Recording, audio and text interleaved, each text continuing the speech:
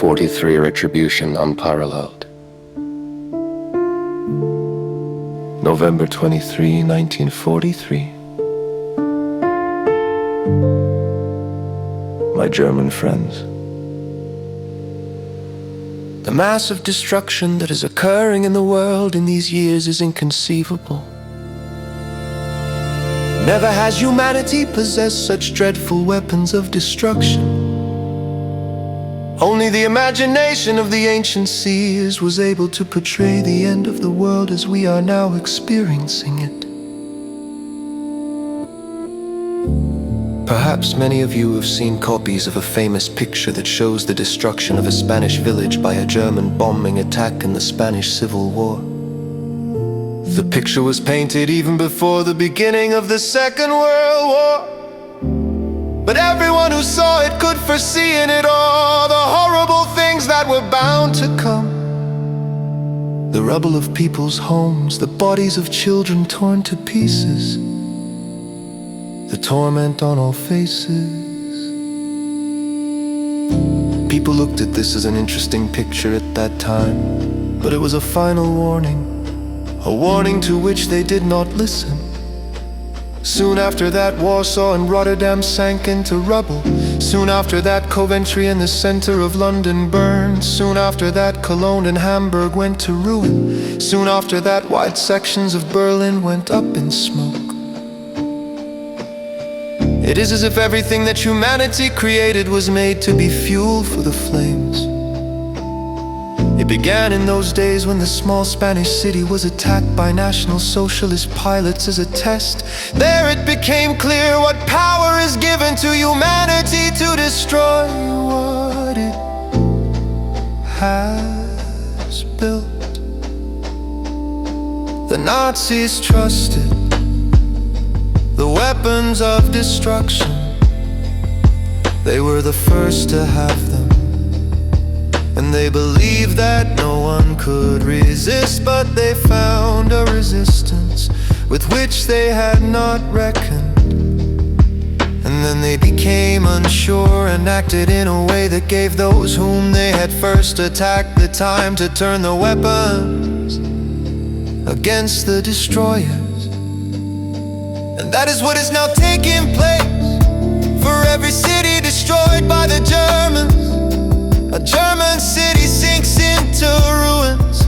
How was it when the inhabitants of Coventry came out of their ruins? Didn't the National Socialists sit together and celebrate the victory? And then they waited, and nothing decisive happened. And one night, the weapons of destruction had turned against them. What they had done to the others was now being done to them tenfold. Destruction struck the destroyer.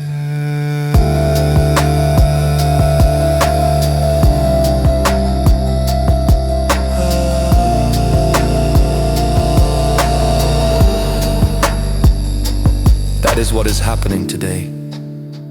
A retribution unparalleled in the history of the world. A retribution like that found only in the divine words of wrath spoken by the prophets. These words are becoming true today. Ruins are covering the splendor of the German cities. For Germany had become guilty when it first took up the weapons of destruction. They had turned their cities into forges of death, and now death is returning to them and killing them. You will ask, are we the only guilty ones then? Certainly not. All are partly to blame, but all are not equally guilty. There are chief offenders against whom the divine word of wrath is more specifically directed. And no one in the whole world can have doubts about who the chief offenders are. Those who first forged the weapons of extermination and first used them.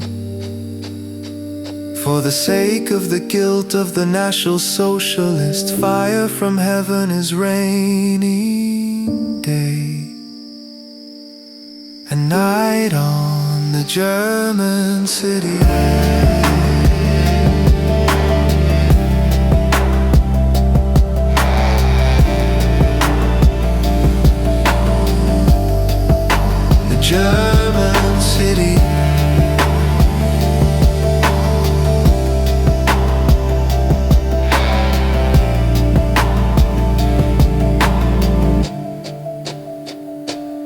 is in this light, my German friends, that you should see what is occurring today. It is a divine judgment on human guilt, on the guilt of a nation that has allowed itself to be made guilty.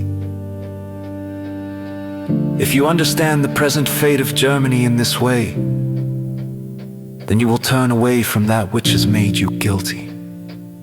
There is no call for you to remain jointly liable. All who hope for a resurrection of Germany are waiting for the moment when the German people will free themselves from National Socialism.